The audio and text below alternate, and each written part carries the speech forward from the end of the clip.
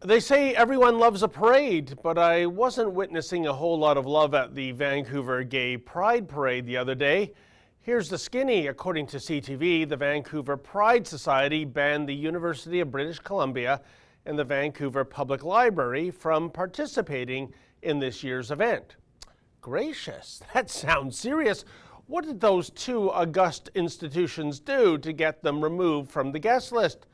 Well, it turns out that both facilities had hosted speakers who have concerns about transgender rights. Yeah, transgender rights. You know, folks, like the right for a fake female to get his penis and testicles waxed at a female-only spa.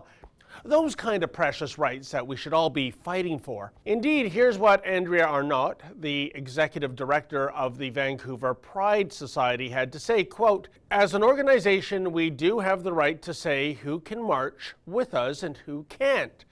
When there's transphobic or homophobic behavior, obviously, we're not going to let those people into our parade," end quote. You got that? If you have a differing opinion, it's no longer a matter of let's just agree to disagree, but rather you are labeled as a transphobe or a homophobe and you're deemed persona non grata. And it's all done in the name of taking a stand against hatred? After all, that speaker who spoke at UBC last month, Jen Smith, well, she's been known to, brace yourself, refer to transgender women as men.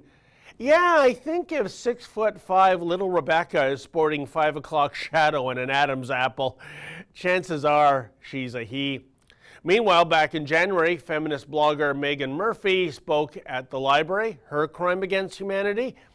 Well, she subscribes to the fact that, again, brace yourselves, transgender women are not real women. You know something? I buy into Murphy's position too. Don't! What am I saying? I think I just got myself banned from next year's parade. And I just bought a fetching new see-through Speedo, too. Incidentally, that free speech champion, Justin Trudeau, was at the parade, of course, and he had this to say, quote, "The Pride community has the right to invite and include organizations that it feels are allies.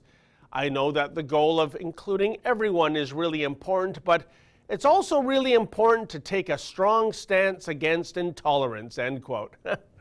Intolerance, eh? You know, I wonder what would have happened if the parade organizers stated that women in burqas and niqabs would not be permitted to march. Would jihadi Justin be so gung-ho about that particular expulsion of intolerance? Of course, the Pride Society said both UBC and the Vancouver Public Library would be allowed to march again in the future, as long as they change their room booking policies. Yeah, diversity is our strength, but not a diversity of opinions, of course. So think in lockstep or be gone.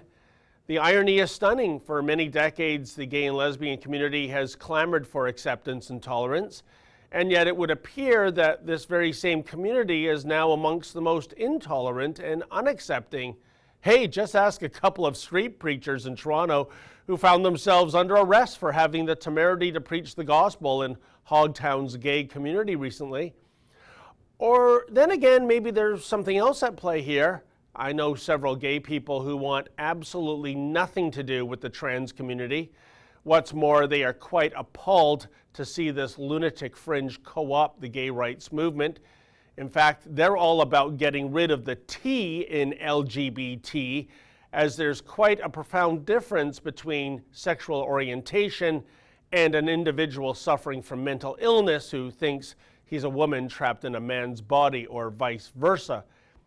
But so it is that the censorious thugs who continue to wage war against freedom of speech and freedom of expression have claimed yet another victory last weekend.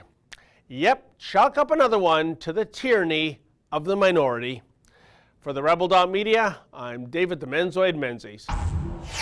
Hey folks, if you liked that video, please like and subscribe and never miss another Rebel video.